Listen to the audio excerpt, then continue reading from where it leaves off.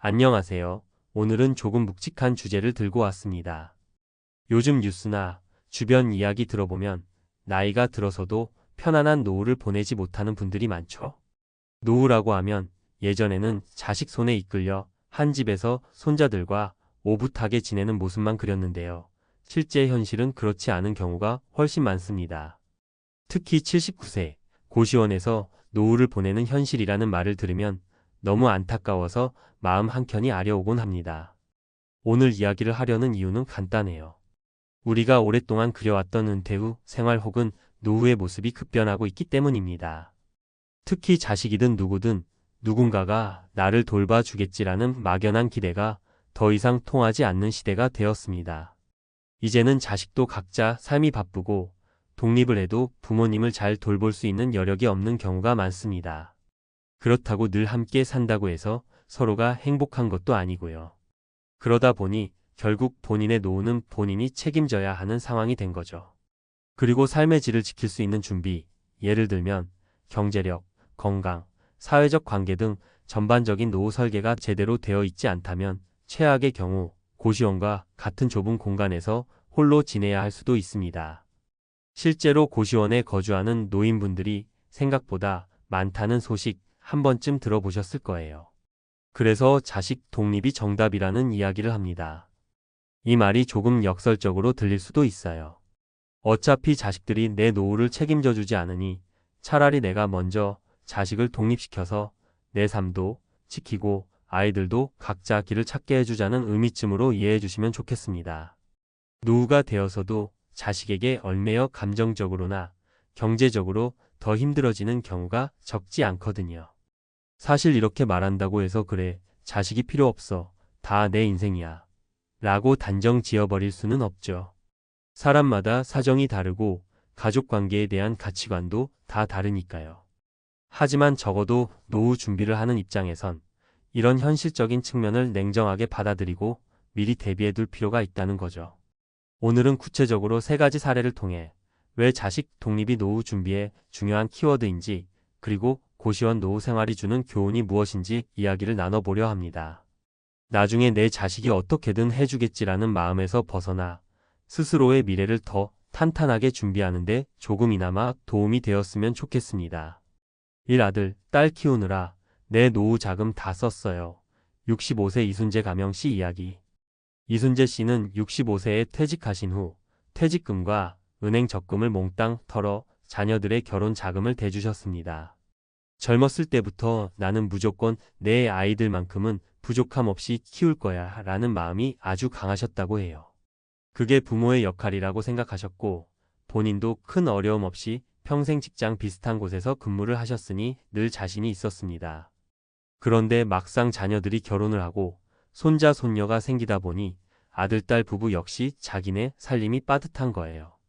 아이 한두 명 키우는데 돈이 얼마나 많이 드는지 결혼도 늦어지면서 출산 시기가 늦춰져 더더욱 부부가 일을 쉬지 않고 해야 하는 상황이 됐습니다. 그럼 이순재 씨는요? 자녀들에게 생활비를 받을 길도 없고 퇴직금과 저축을 이미 써버려 노후 자금은 턱없이 부족합니다. 결국 이순재 씨는 자녀들의 집에 얹혀 살다가 민망한 순간을 여러 번 겪었고 몇 번 다툼 끝에 스스로 집을 나와 버렸어요. 내가 아끼고 아껴서 자식들 뒷바라지를 했는데 막상 나는 고시원으로 밀려나는 꼴이 됐다는 생각에 서운하기도 하고 억울하기도 했습니다. 이 사례가 보여주는 건 내 모든 걸 자식에게 쏟아 부어야만 좋은 부모라는 생각이 이제는 상당히 위험할 수 있다는 점이에요. 물론 자식들을 지원해주는 부모의 마음은 이해하지만 동시에 자신의 노후 생활도 지켜야 한다는 거죠. 아이들은 독립시키고 본인은 본인의 삶을 잘 유지할 수 있도록 노후 자금을 마련하는 선택이 훨씬 현실적일 수 있습니다. 이 자식도 배우자도 없이 70대에 홀로 고시원 70세 김정숙 가명씨 이야기. 김정숙 씨는 자녀가 아예 없었던 경우입니다. 처음에는 결혼을 했지만 10년 정도 살다가 이혼을 했고 자녀가 없는 상황에서 혼자 경제활동을 해왔어요. 젊을 때는 그럭저럭 버텼지만 나이가 들어서 몸이 아프니 자연스럽게 일자리도 줄어들었죠. 그리고 은퇴 후 별다른 소득원이 없는 상태로 60대 중반을 맞이했습니다. 문제는 오래 살던 집에서 월세로 지내다가 임대료가 계속 오르는 바람에 감당을 못하게 된 거예요. 그나마 모아둔 돈도 별로 없었고 건강 문제로 병원을 다니다 보니 치료비로 더 빠듯해졌죠. 결국 생활비를 줄이고자 선택한 곳이 고시원이었습니다. 하지만 김정숙 씨도 고시원 생활을 시작하면서 생각이 달라졌다고 해요. 사실 주변에서 자식이 없으니 힘들겠다, 우울하겠다라고 동정 섞인 말을 들을 때마다 오히려 기분이 묘했다네요. 왜냐하면 김정숙 씨가 보기에 자식이 있어도 정작 도움이 되지 않아 고시원에 오는 분들을 여러 보았기 때문입니다. 어느 80대 할아버지는 자식 셋이 있지만 자식들도 생활이 빠듯하다며 노부모를 챙기지 못해 결국 고시원 신세를 지고 계셨죠. 그 광경을 보며 김정숙 씨는 무자식이 상팔자라던 말도 어느 정도 일리가 있다고 이야기하십니다. 자식이 있었다면 어쩌면 더 큰 기대를 했다가 결국 좌절감이나 서운함을 더 크게 느꼈을 것 같다는 거예요. 물론 힘들긴 하지만 그래도 자신의 결정에 따라 움직이고 작은 것부터라도 스스로 책임지려 애쓰는 지금 생활이 마음은 편하다고 합니다. 결국 노후에 자식이 있고 없고의 문제보다 더 중요한 건 노후 자금과 건강, 그리고 외로움을 메워줄 사회적 네트워크인 거죠. 자식만 바라보거나 배우자에게만 의지하는 방식은 이제 매우 위험한 선택이 될 수 있습니다. 3. 자식도 독립, 나도 독립, 그러니 노후가 편하네요. 72세 박인호 씨 이야기. 마지막으로 소개해드릴 분은 그래도 비교적 노후가 안정적인 경우입니다. 박인호 씨는 젊었을 때부터 스스로가 매우 철저하게 계획하는 스타일이었다고 해요. 자녀가 둘 있는데 아이들이 고등학교 졸업할 때부터 이미 대학 학비는 일정 부분만 지원할 테니 나머지는 스스로 알아서 해보라고 이야기했습니다. 초기에는 아이들이 아빠 너무 야속하다라고 불평도 했지만 결국 장학금이든 아르바이트든 주말 일자리든 찾아서 열심히 돈을 모으며 자기 몫을 해냈습니다. 덕분에 박인호 씨는 무리하게 퇴직금이나 전 재산을 자녀 결혼 자금으로 쏟아붓지 않았어요. 어느 정도만 보태주고 나머지는 본인들의 대출이든 스스로 알아서 마련하도록 했습니다. 자식들은 처음엔 불만이 있었지만 결국 일찍부터 독립심을 갖게 되었고 결혼 후에도 별로 부모님께 손을 벌리지 않았죠. 이렇게 자식들을 일찍 독립시킨 덕분에 박인호 씨는 퇴직 후에도 어느 정도 노후 자금을 유지할 수 있었습니다. 거기에다 60대 초반까지 건강을 챙기면서 소일거리로 용돈벌이를 하며 살았고요. 덕분에 72세인 지금은 작은 아파트에서 아내와 함께 여유있게 지내고 때때로 자녀와 손자를 보러 갈 때도 자가용으로 움직이는 상대적으로 여유로운 노후를 보내고 계십니다. 여기서 중요한 건 박인호 씨가 자식을 아예 돕지 않았다는 게 아니라 도움의 한계를 분명히 정했다는 거예요. 그리고 자식에게도 부모에게 의존하기보다는 일찍부터 세상에 나가 스스로 길을 찾도록 안내한 거죠. 즉, 자식 독립이 곧 부모의 노후 독립과 이어지는 아주 좋은 예시라고 할 수 있습니다. 그래서 왜 자식 독립이 정답이라고 할까? 지금 세대의 자식들은 예전과 달리 부모와 한 집에 살거나 부모를 봉양할 경제적 심리적 여유가 적습니다. 또 사회 환경 자체가 개인주의적 성향이 짙어지면서 부모님을 모시고 사는 것이 오히려 희생이나 부담으로 인식되는 경향도 있어요. 물론 부모로서 자식에게 해주고 싶은 것이 많은 게 당연하지만 여력이 되지 않는데도 모든 걸 쏟아붓는 건 오히려 독이 될 수 있습니다. 그리고 그렇게 쏟아부어서라도 아이들이 잘 되면 좋겠지만 결과가 늘 그렇지는 않죠. 그렇다고 무조건 자식에게 기대하지 말아라는 말이 사랑을 포기하고 인연을 끊자는 뜻은 절대 아닙니다. 다만 자식에게 얽매이지 않고 부모도 부모의 인생을 지키는 선택을 하자는 게 이 글의 핵심 메시지입니다. 그렇게 하기 위해서는 일단 자식들을 일찍 독립시키는 연습이 중요합니다. 대학 진학 때부터라도 생활비 일부를 스스로 마련하게 해보거나 결혼 준비를 도와주되 한계를 분명히 정하는 거죠. 그리고 그 남은 자원을 가지고 자신의 노후에 투자해야 합니다. 적금 보험 연금 투자를 비롯해 건강관리와 인간관계 유지에도 힘써야 해요. 또 한 가지, 우리나라에서 점점 늘어나고 있는 은퇴 후 재취업이나 소규모 창업도 잘 살펴볼 필요가 있습니다. 특히 60대 초중반에는 아직 일할 에너지가 충분하신 분들이 많잖아요. 완전히 아무것도 안 하고 쉬는 것보다 소득원을 조금이라도 확보해두면 나중에 큰 도움이 됩니다.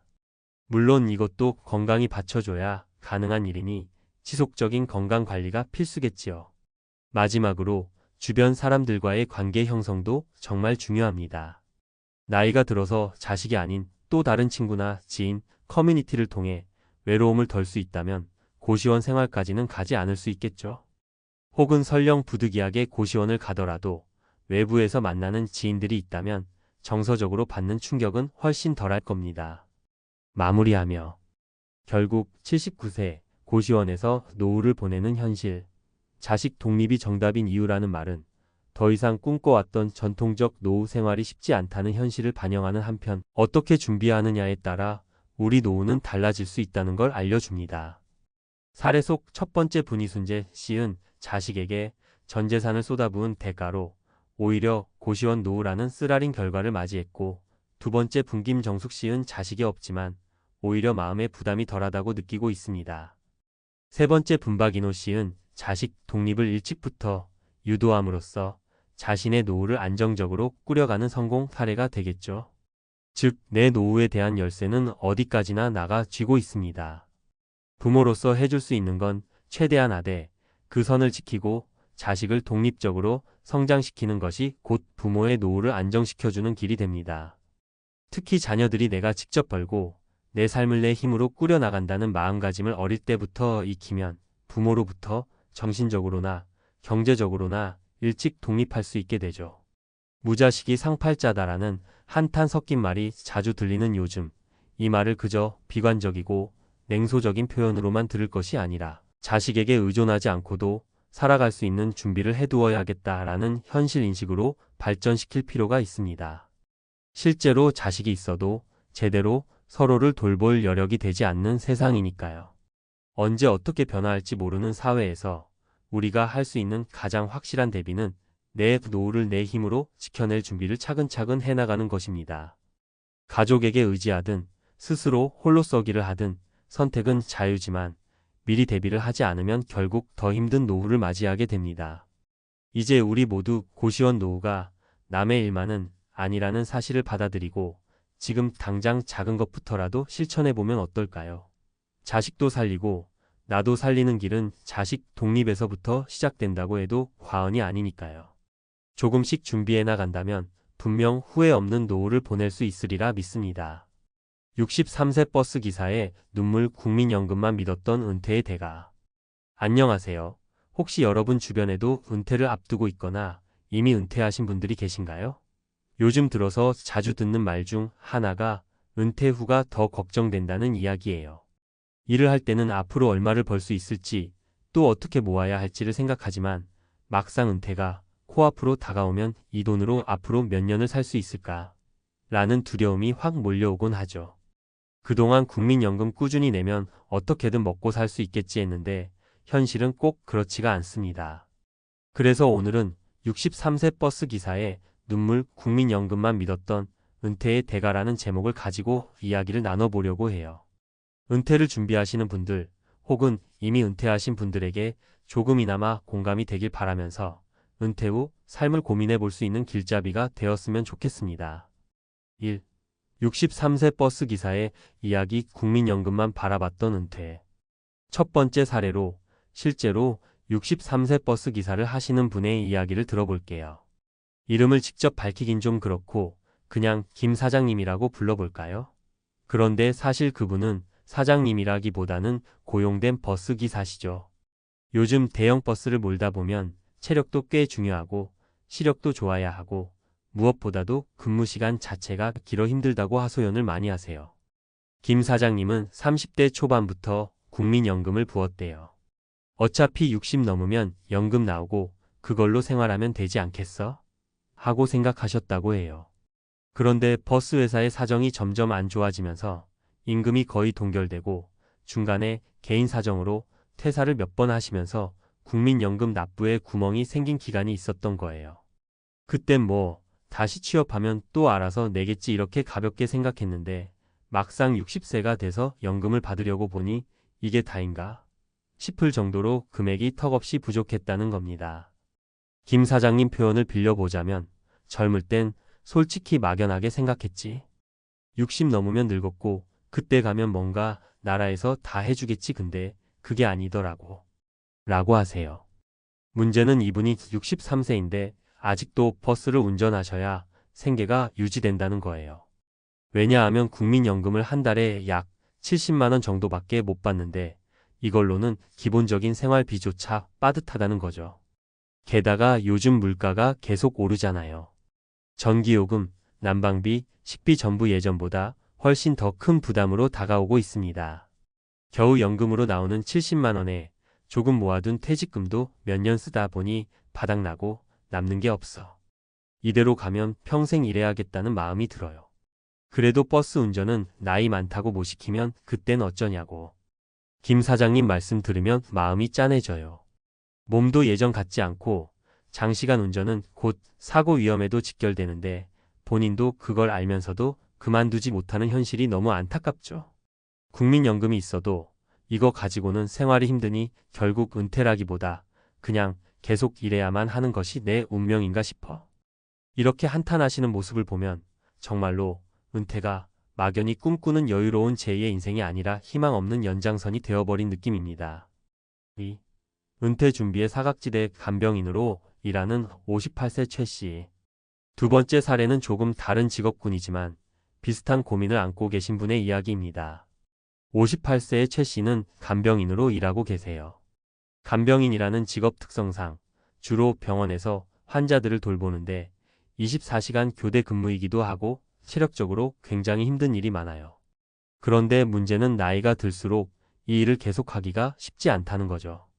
최 씨는 예전에는 마트에서 일하기도 하고 식당 설거지 아르바이트도 해봤지만 남편의 큰 수술 이후로 가족의 병원비와 생활비를 마련해야 해서 간병인 일에 뛰어들었다고 하세요. 시간도 길고 힘든 만큼 급여가 조금 낮다는 이유였죠. 그런데 국민연금을 꾸준히 낼 형편은 아니었다고 합니다. 그때는 당장 병원비 충당이 급했지 연금은 사치처럼 느껴졌어요. 지금 당장 내가 못 먹고 못 사는 것도 아닌데 나중 일까지 챙길 여유가 없었어. 라고 회상하시더라고요. 막상 이제 남편 건강이 조금 나아져서 그럼 나도 60세 이후엔 좀 쉬어야겠다라고 생각했는데 연금 수령액을 따져보니 너무나도 적었대요. 중간에 연금을 못 낸 기간이 길기도 하고 월급 자체가 적었던 시절에는 최저 기준으로만 연금을 납부했기 때문에 수령액이 훨씬 줄어들 수밖에 없었죠. 거기에 더해 혹시나 모아둔 돈이 조금만 있어도 기초연금 같은 복지 혜택에서 제외되는 경우도 발생하니 더욱 답답해집니다. 막상 내 주변도 보면 나랑 비슷한 사람이 많아요. 월세나 보증금 조금 마련해두고 은퇴해버리면 손에 쥐는 현금이 없으니 죽을 때까지 일해야 하는 거 아닌가 싶기도 하고 나도 간병인 일 오래 하긴 힘들 텐데 이거 몸 상하면 그냥 끝나는 거잖아요. 아픈 사람 돌보다가 정작 나 자신은 돌볼 여력이 없는 거지. 최 씨는 요즘 들어서 건강이 부쩍 나빠지고 직업 병원에서 일을 하다 보면 면역력도 떨어져서 감기도 자주 걸리곤 한다고 합니다. 이분 말씀을 들어보면 은퇴 준비는 평소에 미리 해야 한다는 뻔한 말씀이 결국엔 정답이기는 한데 실제로는 그렇게 하기 어려운 분들이 너무 많은 게 현실이라는 거예요. 여윳돈이 있어야 준비를 하거나 말거나 하지. 어디서 내야 할 돈이 나오질 않으니 연금도 적금도 보험도 모두 못하는 거지. 이 한마디가 은퇴 준비의 사각지대를 정말로 잘 드러내는 것 같습니다. 3. 사업 실패 후 62세에 편의점 야간 근무를 시작한 박 씨. 세 번째 사례는 조금 다른 배경인데 50대 후반까지 개인 사업을 하다가 실패를 맛보고 62세에 편의점 야간 근무를 시작한 박 씨의 이야기예요. 박 씨는 원래 40대 때부터 조그맣게 공장과 가게를 운영하며 꽤 번듯하게 사셨다고 합니다. 직원도 몇 명 쓰고 소득도 괜찮았기 때문에 국민연금도 비교적 높은 기준으로 꼬박꼬박 냈어요. 그때는 한창 장사가 잘 될 때였고 앞으로도 잘 될 거라 믿었지라고 말씀하시더군요. 문제는 시장 상황이 급격하게 변하고 경쟁 업체가 늘어나면서 매출이 확 떨어진 거예요. 채무까지 떠안고 사업을 접어야 했는데 그 과정에서 빚을 정리하느라 자산 대부분을 처분했습니다. 결국 퇴직금도 없고 달마다 고정 수입도 없는 상태가 된 거죠. 아내분도 이 일로 함께 고생하셨고 집도 전세로 옮기고 생활비가 너무 모자라서 어떻게든 무언가를 해야 했어요. 그나마 연금이 나오긴 하는데 대출 이자와 기본 생활비로 다 나가고 남는 게 없더군요. 결국 박 씨는 근처 편의점에서 야간 근무를 시작하셨어요. 처음엔 나이 많다고 거절당하지 않을까 걱정하셨는데 다행히 점장님이 사람을 구하던 차였고 비교적 건강하다고 판단해 채용하신 거예요. 그렇지만 야간 근무라는 게 보통 일이 아니잖아요. 밤새 깨어 있어야 하고 혼자서 매장 지켜야 할 때가 많으니 몸이 버티기가 쉽지 않습니다. 62살이면 몸이 예전 같진 않아요. 새벽 되면 잠이 쏟아지는데 그래도 손님 오면 계산해야 하고 물건도 채워 넣어야 하고 내가 이렇게까지 해야 되나 싶기도 하지. 그래도 현실은 어쩔 수 없고 당장 생활비는 계속 나가니 박 씨도 은퇴는커녕 노년의 아르바이트 생활을 하고 있는 셈이죠. 솔직히 65세 넘으면 또 어떨지 모르겠어요. 점장님이 나이 들었다고 그만오라고 하면 또 다른 데를 구해야 하는데 이게 될지 안 될지는 아무도 모르죠. 국민연금만으론 집세 내기도 빠듯한데 그렇다고 기초연금만 바라보기도 애매하고 정말 속이 타요. 사업 잘 되던 시절에 재테크도 좀 하고 좀 더 준비했으면 어땠을까 후회도 많이 하지. 이렇게 박 씨 이야기를 들어보면 우리가 흔히 생각하는 국민연금을 성실히 내면 은퇴 후 생활이 어느 정도 보장된다라는 믿음이 꼭 틀렸다고만은 할 수 없지만 돌발 상황, 사업 실패, 질병, 가족 문제 등 한 번에 그 안전망이 크게 흔들릴 수 있다는 게 문제죠. 4. 은퇴 준비 정말 어떻게 해야 하는 걸까? 자, 이렇게 세 분의 사례를 간략히 살펴봤는데 어떠세요? 한 분은 아예 오랜 기간 국민연금에 구멍이 생겨서 적은 연금을 받게 된 분, 또 한 분은 낮은 소득으로 인해 충분한 납부를 못하신 분, 마지막으로는 사업 실패로 인해서 원래 기대했던 연금 외의 자산이 모두 사라져버린 분입니다. 각각의 상황은 다 다르지만 공통점이 있죠. 국민연금 하나로는 은퇴 후 삶을 버티기 힘들다는 점이에요. 그럼에도 불구하고 아직까지 많은 사람들이 그래도 국민연금만 있으면 어떻게 되겠지라고 생각하거나 국민연금을 포함한 다른 연금이나 개인, 저축, 보험 등도 미처 준비하지 못한 채로 은퇴를 맞이하는 경우가 많습니다. 사실 정부나 각종 연금공단에서 제공하는 수치만 보면 평균 수령액도 점점 오르고 있고 장기적으로는 더 좋아질 거라고 하죠. 그런데 그 평균 수령액과 실제 내가 받을 수 있는 연금액 사이에는 꽤 큰 차이가 있을 수 있음을 꼭 명심해야 합니다. 내 소득, 납부 기간, 중간에 납부 공백이 있었는지, 또 추후에 이미 계속 가입을 했는지 등등 변수가 너무 많아요. 그래서 은퇴 준비를 할 때 한 가지 팁을 드리자면 국민연금 예상 수령액부터 먼저 확인해 보는 것이 필요합니다. 국민연금공단 사이트나 앱을 통해서 쉽게 알아볼 수 있거든요. 그리고 그 예상 수령액으로 실제 생활이 가능할지, 내가 지금 월 얼마 정도 쓰면서 살고 있는지를 비교해 보는 게 매우 중요합니다. 현 상황에서 150만 원으로 생활한다면 연금으로 그만큼이 나오지 않는다면 부족분을 어디서 채울지 고민해야 한다는 거죠. 두 번째는 개인연금이나 퇴직연금, 저축성 보험을 포함한 종합적인 은퇴 설계가 필요합니다. 물론 이것도 말이 쉽지 당장 여윳돈이 없는 분들께는 아주 난감한 이야기죠. 하지만 적은 금액이라도 그리고 불규칙하더라도 조금씩 쌓아두는 습관을 만들어야 해요. 모아둔 돈이 전혀 없이 60세를 맞이하는 것과 비록 충분치 않아도 적은 돈이라도 있는 상황은 하늘과 땅 차이거든요. 세 번째는 은퇴 후에도 할 수 있는 일을 미리 고민해보는 것이에요. 63세 버스기사 김 사장님도 58세 간병인 최 씨도 62세 편의점 아르바이트 박 씨도 은퇴라고 하기에는 여전히 일을 해야만 하는 현실에 놓여 있어요. 체력이 허락한다면 혹은 기존의 경력이나 기술을 살릴 수 있다면 적어도 더 나은 조건으로 일할 수 있는 방법을 찾을 수도 있겠죠. 재취업이나 노인 일자리 혹은 프리랜서 형태의 소규모 사업 등 다양한 길이 있으니까요. 물론 이것도 쉬운 길은 아니지만 대비를 한다면 아무 대비도 하지 않은 것보다는 훨씬 낫습니다. 5. 공감과 마무리. 지금부터라도 준비해야 하는 이유. 은퇴를 앞두고 있거나 이미 은퇴하신 분들에게는 너무 늦었다는 말보다 지금이라도 늦지 않았다는 말이 더 절실할 거예요. 왜냐하면 실제로 사람마다 상황이 다르고 남은 기대 수명도 점점 길어지고 있으니까요. 국민연금만 믿었다. 큰 코 다친다는 말 어디서 들어본 적이 있을 텐데 그게 진짜 내 이야기가 될 수도 있다는 게 요즘 세태의 현실입니다.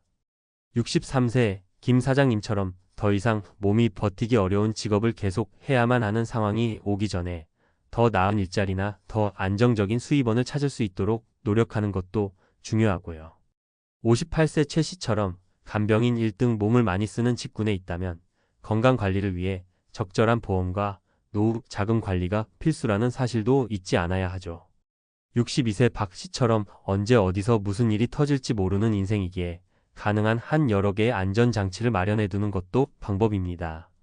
물론 이 말들이 결코 쉬운 방법이 아니고 당장 생계가 급한데 장기적인 연금에 돈을 넣는 게 얼마나 큰 부담인지 저도 잘 압니다.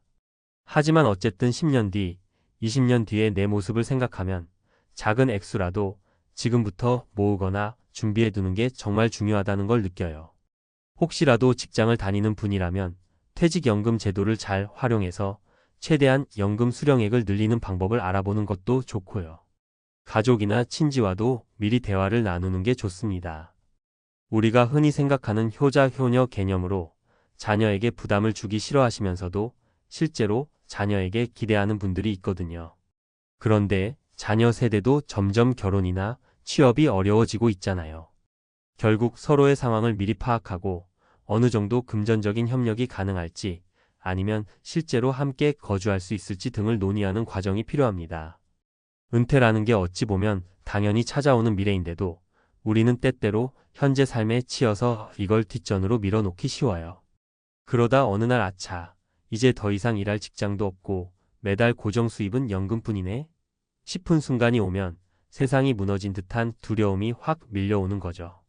그때 국민연금만으로 충분할 줄 알았는데 아니었네 하고 후회해봐야 소용이 없잖아요.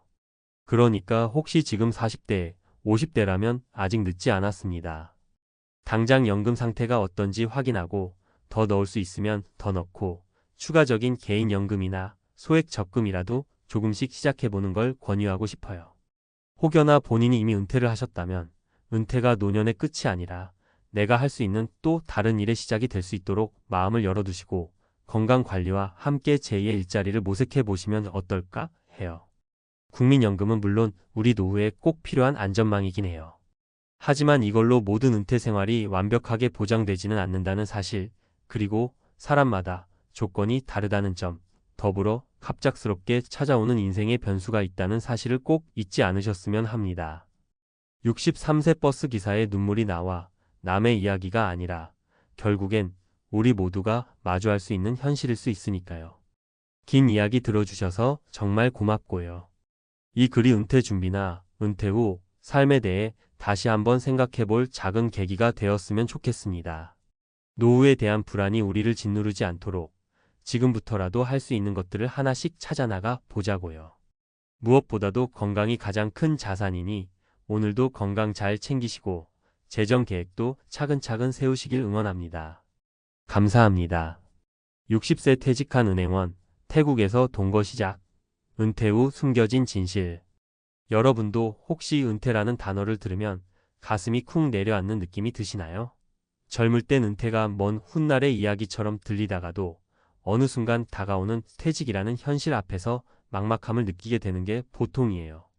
직장을 떠난 뒤의 삶이 과연 얼마나 달라질지, 내가 가진 재정과 건강, 그리고 자유로운 시간이 어떤 모양새로 펼쳐질지 상상만으로는 쉽지 않죠. 60세 퇴직한 은행원이라는 예시가 주는 충격은 결국 내 얘기일 수도 있고 주변 지인들의 얘기일 수도 있다는 점에서 우리에게 많은 생각거리를 안겨줍니다. 오늘은 은퇴 후 삶이라는 큰 주제를 놓고 조금 편안하게 이야기를 나눠보려고 해요. 어떤 사람에게는 퇴직 후 태국행이 인생의 새로운 시작일 수도 있고 어떤 사람에게는 미지의 세계로 뛰어드는 도전이기도 하죠. 와, 멋있다 하고 부러워만 할 수도 있지만 막상 내가 그 자리에 선다면 이 결정들이 만만치 않을 거라는 사실도 어렵지 않게 짐작됩니다. 당장 가족 문제, 재정 문제, 건강 문제 등 여러 가지 현실적인 고민들이 꼬리를 물고 따라오니까요. 특히 60세라는 나이는 한국 사회에서 전통적으로 정년이나 명예퇴직 등으로 직장을 떠나는 경우가 많았던 시기입니다. 이제는 정년이 조금씩 늘어나고 있긴 해도 여전히 60세 언저리에 은퇴를 고민하게 되죠.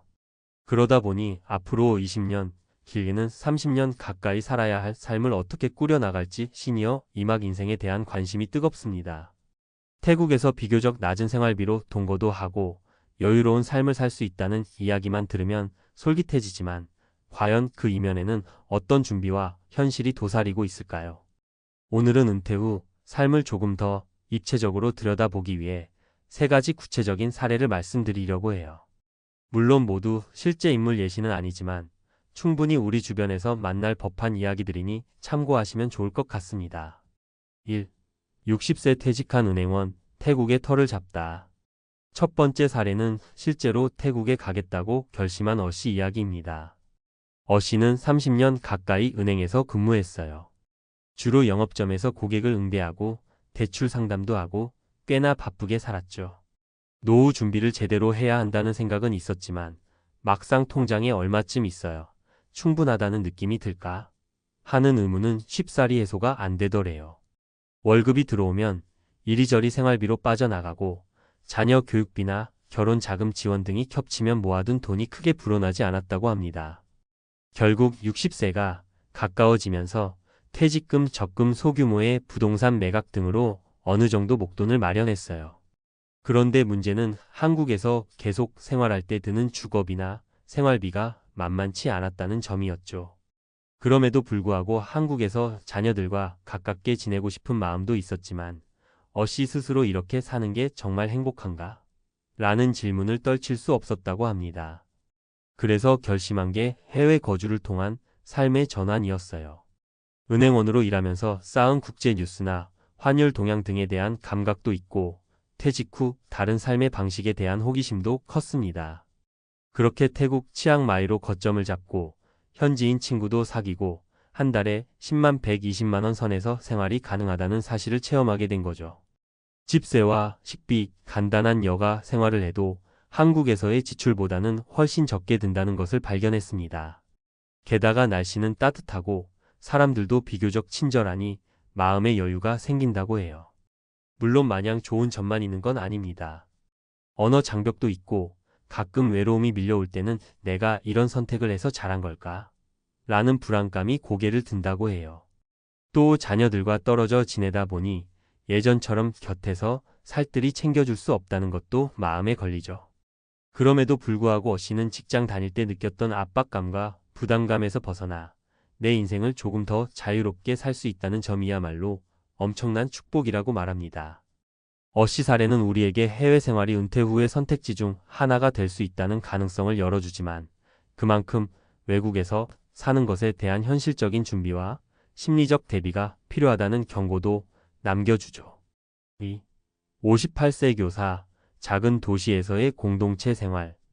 두 번째 사례는 B씨의 이야기인데요. 58세의 교사 생활을 마치고 은퇴한 뒤 태국은 아니지만 국내의 한 작은 도시로 옮겨가 새로운 공동체 생활을 시작했습니다. 태국에서 동거 시작이라는 자극적인 이야기가 사실 새로운 형태의 관계 맺기와 삶의 방식을 상징하잖아요. B씨도 일종의 동거 혹은 공동체 형태로 살고 있어요.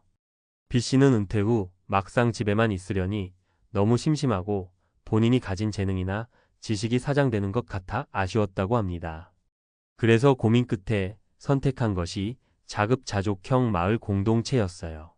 생각해보면 교사로 일하면서 늘 공동체의 중요성을 강조해 왔는데 정작 자신은 일터를 떠나고 나니 아주 개인적인 삶에 빠져들고 있다는 사실이 씁쓸했대요. B씨는 자신과 같은 은퇴자들이 모여 사는 마을을 찾았고 그곳에서 함께 농사도 짓고 마을 아이들에게 공부도 가르치고 문화 행사도 같이 기획해요. 별것 아닌 것 같지만 작은 도시의 저렴한 생활비와 따뜻한 인간관계 덕분에 경제적 정서적으로 안정감을 느낀다고 합니다. 물론 공동체 생활이라는 것이 마냥 쉽지는 않다고 해요. 사소한 생활 습관 차이나 개인적 공간이 부족해 갈등이 생길 때도 있으니까요. 하지만 B씨는 서로 도우며 살아가는 것이 내가 꿈꿔온 은퇴 후 삶이었다며 만족감을 드러냅니다. 이 사례가 주는 시사점은 꼭 해외가 아니더라도 관계를 중심에 두는 생활 방식을 추구한다면 국내에서도 얼마든지 새로운 시작을 할 수 있다는 겁니다.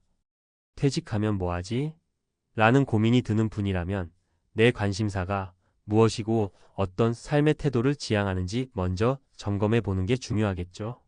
B씨처럼 자신이 교사였다는 경험을 살려 다른 사람에게 도움을 줄 수 있는 기회를 찾으면 돈과 명예는 줄어들어도 삶의 의미와 보람은 오히려 커질 수 있다는 겁니다. 3. 62세 대기업 과장, 주식 투자 실패 후 소도시 안착. 세 번째 사례는 조금 다른 결을 가진 C씨 이야기입니다. C씨는 62세가 되어 대기업에서 퇴직했는데 은퇴 직전에 주식 투자로 빠른 자산 증식을 노렸다고 해요. 회사 다니는 동안엔 바빠서 큰 결정을 잘 못했는데 막판에 이제 곧 퇴직이니 한 방에 목돈을 마련하자며 욕심을 낸 거죠. 그러다가 시장의 급격한 변동에 휩쓸려 큰 손실을 보고 말았습니다. 이러다 보니 노후 자금이 기존 예상보다 훨씬 부족해졌어요. 이제 어떡하지? 하는 좌절감에 빠졌던 C씨는 결국 현실을 인정해야 했습니다. 서울에 있는 집까지 처분하고 지방 소도시로 내려가 훨씬 저렴한 주거비를 선택하기로 결심합니다. 다행히 소도시에서 값싸게 전원주택 비슷한 곳을 얻었고 퇴직금 일부로 간단한 식당을 차려 유부초밥과 도시락 위주로 소규모 장사를 시작했어요. 처음에는 내가 이런 일까지 해야 하나? 하는 자괴감이 들었지만 막상 손님들이 자신의 도시락을 맛있게 먹고 칭찬해 줄 때마다 일하는 즐거움을 느낀다고 합니다. C씨는 처음엔 정말 막막했는데 일을 다시 시작해보니 의외로 괜찮다며 웃더라고요. 물론 가게 운영도 쉽지 않고 나이가 들어 체력도 예전 같지 않지만 그래도 손을 움직이고 사람을 대하며 생활할 수 있다는 게 큰 행복으로 다가온다고 합니다. 그리고 무엇보다 은퇴 이후에도 현역처럼 움직이고 스스로를 책임지려는 태도가 C씨의 회복 탄력성을 키웠던 것 같아요. 이 사례는 은퇴 후에도 노력 여하에 따라 또 다른 기회가 열릴 수 있다는 현실적인 메시지를 줍니다. 은퇴 후 삶, 결국 선택은 나 자신. 이렇게 세 가지 사례를 살펴봤는데요. 조금 극단적으로 들릴 수도 있고 또 내가 직접 저렇게 할 수 있을까 싶은 불안감도 생길 수 있습니다. 그렇지만 중요한 건 우리는 모두 언젠가 은퇴라는 문턱을 넘을 것이고 그 이후의 삶은 지금부터 어떤 준비를 하느냐에 따라 상당히 달라진다는 겁니다. 현실 점검, 내 재정 상태와 건강 상태, 그리고 가족과의 관계를 솔직하게 점검해 보기. 인생 우선순위 은퇴 후 어느 부분에 집중하고 싶은지, 어떤 라이프 스타일을 꿈꾸는지 구체적으로 상상해 보기. 실행 계획 해외 생활이건, 국내 소도시 정착이건, 소규모 창업이건 실제로 이걸 하기 위해선 무엇이 필요한가를 단계적으로 정리하기. 이 세 가지를 밑바탕에 두면 막연한 불안보다는 실현 가능성에 눈이 뜨이고 그 과정에서 우리는 더 현명한 선택을 할 수 있을 거예요. 60세 퇴직한 은행원, 태국에서 동거 시작, 은퇴 후 숨겨진 진실. 이라는 자극적인 제목처럼 남다른 방식으로 인생 이막을 살아가려는 분들이 분명히 존재합니다. 그리고 그 속사정을 자세히 들여다보면 인간이 가진 욕구와 불안, 그리고 새로운 도전에 대한 희망이 고스란히 담겨 있죠. 결국 중요한 건 어떤 방식을 택하든 내가 감당할 수 있고 내가 원하는 방향으로 은퇴 후 삶을 설계해 나가는 겁니다. 여러분도 혹시 지금 은퇴를 앞두고 있거나 이미 은퇴를 경험했다면 한 번쯤은 나도 어디론가 떠나서 자유롭게 살아볼까? 내가 해보고 싶은 일을 시작해볼까? 라는 꿈을 가져보셨을 거예요. 그 꿈이 꼭 태국이나 해외여야만 하는 건 아니죠. 내게 맞는 환경, 제약사항, 그리고 가장 중요한 마음가짐을 정리하는 과정이야말로 진짜 은퇴 준비일 겁니다. 자, 오늘 이야기를 통해 조금이나마 자신의 은퇴 이후 모습을 상상하고 준비하는 데 도움이 되셨으면 좋겠습니다. 우리는 각자 다른 삶의 길이를 걷고 있고 또 각자에게 맞는 해답이 있을 테니까요. 막연히 은퇴 끝이라고 생각하기보다는 새로운 시작점을 어떻게 멋지게 그리고 현실적으로 그릴 수 있을지를 고민해보면 어떨까요? 분명 누구에게나 은퇴 후의 삶은 또 다른 모험의 장이 될 수 있으니까요. 직장 다닐 땐 월 500만 원 써도 별로 걱정이 없었습니다. 매달 들어오는 월급이 있으니 조금 더 써도 문제 없다고 생각했죠. 그런데 은퇴 후엔요? 더 이상 고정 수입이 없는데 매달 500만 원을 쓸 수 있을까요? 50대, 60대가 가장 두려워하는 순간은 바로 수입은 끊겼는데 지출은 그대로인 은퇴 후의 현실입니다. 지금의 생활 수준을 유지할 수 있을까? 줄여야 한다면 얼마나 줄여야 할까? 은퇴를 앞둔 지금, 이런 고민이 하루에도 몇 번씩 떠오르지 않으신가요? 월 500 쓰던 직장인, 은퇴 후엔 얼마나 쓸 수 있을까? 은퇴 후엔 줄일 수 있는 게 있을까? 이 질문을 스스로에게 던져보신 적 있나요? 50대, 60대에 접어들면서 은퇴 준비를 생각하기 시작하면 가장 먼저 떠오르는 건 현재의 생활비입니다. 직장 다니면서 월 500만 원을 쓰던 삶, 과연 은퇴 후에도 지속할 수 있을까요? 아니면 현실적으로 줄여야 한다면 얼마까지 가능할까요? 오늘은 은퇴 후 예상되는 생활비와 우리가 반드시 알아야 할 대비책에 대해 얘기해 보려고 합니다. 실제 사례와 함께요. 사례 1 대기업 임원, 은퇴 후 생활비 때문에 깜짝 놀라다. 김철수 가명씨는 대기업 임원으로 퇴직 전까지 월 500만 원 이상을 써왔습니다. 부부 외식비, 자녀 학비, 자동차 유지비, 각종 취미생활 등 당연하게 여기던 지출이었죠. 하지만 은퇴 후 연금으로 들어오는 돈은 월 200만 원 남짓. 줄이면 되겠지라고 생각했지만 외식은커녕 생활 필수품을 줄여도 월 350만 원이 필요한 상황에 깜짝 놀랐습니다. 결론 은퇴 후엔 반드시 지출 항목을 재점검하고 현실적으로 조정해야 합니다. 더 늦기 전에 필요한 금액과 불필요한 소비를 명확히 구분해야 합니다. 사례 2 자영업자, 은퇴 후 예상치 못한 의료비 폭탄. 박영희 가명씨는 60대 초반에 자영업에서 은퇴했습니다. 은퇴 후 월 200만 원으로 충분히 생활할 수 있다고 자신했지만 예상하지 못한 문제가 발생했습니다. 2년 전부터 본인과 배우자의 의료비가 급증한 겁니다. 매달 병원비로만 50만 원 이상 지출하면서 기존 생활비 계획은 무너졌습니다. 결론 은퇴 후 생활비를 계획할 때 의료비는 필수적으로 고려해야 합니다. 건강을 유지하기 위한 관리 비용은 생각보다 큽니다. 사례 3월세 부담 없는 전원생활, 그래도 만만치 않은 현실. 한동안 전원생활이 은퇴 후 이상적인 삶으로 주목받았습니다. 최민수 가명씨 부부는 월세 부담 없는 농촌 생활을 택했지만 농사비용, 난방비, 차량 유지비 등으로 매달 150만 원 이상이 고정 지출이었습니다. 여기에 비상 상황으로 지출할 자금까지 고려하면 200만 원도 빠듯한 상황이었습니다. 결론 생활비를 줄이더라도 생각지 못한 고정 비용이 생길 수 있습니다. 은퇴 후 안정적인 생활을 위해선 예비비 마련이 필수입니다. 은퇴 후 생활비를 줄이기 위한 3가지 핵심 전략. 1. 지출 구조 점검하고 최소한의 생활비 정하기. 은퇴 후의 생활비는 현재 생활비와 크게 다를 수밖에 없습니다. 먼저 고정비와 변동비를 나눠보고 꼭 필요한 지출이 무엇인지 점검하세요. 예를 들어 자녀 학비는 은퇴 후엔 사라질 수 있지만 의료비나 식비는 더 늘어날 가능성이 있습니다.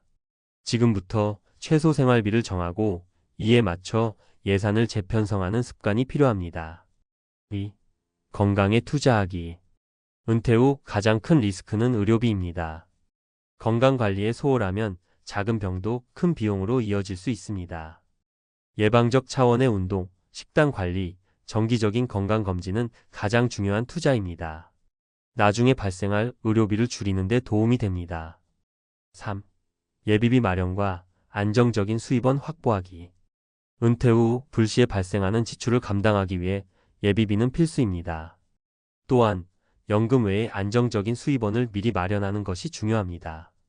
예를 들어 작은 임대 수익이나 은퇴 후 할 수 있는 파트타임 일을 준비해 두는 것이 현실적입니다. 결론 당신의 은퇴 계획이 좌우한다. 은퇴 후의 생활비는 현재와 전혀 다릅니다. 직장 생활처럼 고정 수입이 없는 상황에서 지출을 감당하기란 쉽지 않죠. 오늘 소개한 사례들을 통해 우리가 준비해야 할 방향을 명확히 알 수 있습니다. 생활비를 계획적으로 줄이고 건강에 투자하며 예비비와 안정적인 수입원을 만들어 가세요. 지금의 선택이 당신의 노후를 결정합니다. 은퇴 후 월 500 쓰던 당신, 현실적인 대안을 찾으셨나요? 은퇴 후 생활비에 대한 고민은 누구나 하는 주제입니다. 앞서 이야기한 사례들처럼 대기업 임원이든 자영업자든 전원 생활을 꿈꾸는 사람이든 모두 같은 질문에 부딪힙니다. 현재의 생활 수준을 유지할 수 있을까? 그 답은 명확합니다. 준비하지 않으면 어렵다. 그런데 그렇다고 해서 비관적으로만 생각할 필요는 없습니다. 잘 준비하고 미리 대비하면 은퇴 후에도 지금과 비슷한, 아니, 더 만족스러운 삶을 살 수 있습니다. 이 글에서는 전문가의 관점에서 은퇴 후 생활비 문제를 해결할 수 있는 구체적이고 실천 가능한 대안을 제시해 보겠습니다. 1. 현실적 예산 관리 고정비를 줄여라. 왜 고정비가 중요할까? 고정비는 은퇴 후 재정 관리의 가장 큰 적입니다. 매달 꼭 빠져나가는 지출이 많으면 아무리 절약하려 해도 한계가 있습니다. 은퇴 후 생활비를 줄이고 싶다면 가장 먼저 해야 할 일은 고정비를 점검하는 것입니다. 예를 들어보죠. 사례 자동차 유지비를 줄인 이씨 부부. 60대 부부였던 이씨 부부는 월 500만 원 중 자동차 유지비로만 50만 원 이상을 쓰고 있었습니다. 보험료, 세금, 주유비까지 합치면 꽤 큰 비용이었죠. 은퇴 후 대중교통과 전기차 공유 서비스를 이용하면서 유지비를 절반 이하로 줄일 수 있었습니다. 결과적으로 이들은 매달 30만 원 이상을 절약하고 그 돈을 여행과 취미생활에 투자하며 삶의 질을 높였습니다. 실천 방안. 자동차, 주택, 통신비 등 고정비 항목을 점검하세요. 줄일 수 있는 부분은 대체 방법을 찾고 줄이기 어려운 비용은 저축의 우선순위를 조정하세요. 2. 추가 수입원을 확보하라. 작은 일이라도 계속하라. 은퇴 후의 가장 큰 함정은 수입이 없다는 점입니다. 특히 연금만으로 생활비를 충당하기에는 부족함을 느낄 가능성이 큽니다. 그렇다면 어떻게 해야 할까요? 연금 외에 추가 수입원을 미리 마련해 두는 것이 필수적입니다. 사례 취미를 수입으로 연결한 박 씨 이야기. 박 씨는 50대 후반에 은퇴 후 월 200만 원 연금으로는 부족하다는 것을 깨닫고 자신이 좋아하던 베이킹을 소규모 사업으로 확장했습니다. 동네 카페에 쿠키를 납품하거나 직접 강의를 열면서 월 50만 70만 원의 추가 수입을 얻었죠. 결과적으로 그는 연금만으로는 부족했던 생활비를 보완하며 경제적으로 안정감을 찾았습니다. 실천 방안. 본인이 좋아하거나 잘할 수 있는 일을 기반으로 작은 일이라도 시작하세요. 파트타임, 재택근무 혹은 소규모 창업 등을 고려해 보세요. 3. 건강투자, 의료비 폭탄을 막는 최고의 방패. 은퇴 후 생활비 계획에서 빼놓을 수 없는 것이 의료비입니다. 고령화 사회에서 나이가 들수록 의료비 부담은 커질 수밖에 없습니다. 의료비를 줄이는 가장 효과적인 방법은 바로 미리 건강을 관리하는 것입니다. 사례 꾸준한 운동으로 병원비를 줄인 정 씨 부부. 정 씨 부부는 50대부터 매일 아침 30분씩 걷는 습관을 들였습니다. 퇴직 후에는 시간 여유가 생기자 산책과 가벼운 등산으로 운동을 확대했죠. 이로 인해 정기검진에서 혈압, 당뇨 등 만성질환의 위험이 낮아졌고 병원비가 크게 줄었습니다. 결과적으로 이들은 매달 예상했던 의료비보다 20만 원 이상을 절약하며 그 돈을 여행에 활용했습니다. 실천 방안. 지금부터 꾸준히 운동하세요. 걷기, 요가, 수영처럼 부담 없는 활동부터 시작하세요. 균형 잡힌 식단으로 건강을 관리하고 정기적인 건강검진을 통해 질병을 예방하세요. 4. 예비비 마련. 긴급 상황을 대비하라. 은퇴 후에는 예기치 못한 상황에 대비할 여력이 부족해질 수 있습니다. 예를 들어 예상치 못한 수리비, 병원비, 혹은 가족의 긴급 자금 지원 요청 등이 발생할 수 있죠. 이럴 때를 대비해 예비비를 마련하는 것이 중요합니다. 사례 비상금을 지켜낸 김 씨 이야기. 김 씨는 은퇴 전 월 소득의 10%를 꾸준히 비상금으로 저축했습니다. 은퇴 후 예상치 못한 가전제품 고장과 가족의 긴급한 자금 요청에도 불구하고 준비된 예비비로 문제를 해결할 수 있었습니다. 결과적으로 김 씨는 생활비를 건드리지 않고도 긴급 상황을 무사히 넘겼습니다. 실천 방안. 은퇴 전부터 매달 일정 금액을 비상금으로 저축하세요. 적어도 6개월치 생활비에 해당하는 예비비를 마련하는 것을 목표로 하세요. 전문가의 마지막 조언: 계획과 실행이 당신의 은퇴를 바꾼다. 은퇴 후 생활비는 단순히 숫자의 문제가 아닙니다. 얼마나 현명하게 계획하고 준비하느냐에 따라 같은 돈이라도 다르게 느껴질 수 있습니다. 앞서 소개한 사례와 전략을 참고하여 지금부터 은퇴 후를 대비해 보세요. 고정비를 줄이고 추가 수입원을 찾고 건강에 투자하고 예비비를 마련하세요. 무엇보다 은퇴는 끝이 아닌 새로운 시작이라는 마인드를 가져야 합니다. 이제는 더 이상 고민만 할 때가 아닙니다. 지금부터 작은 변화라도 시작해 보세요. 그 변화가 당신의 은퇴를 더 풍요롭고 안정적으로 만들어줄 것입니다.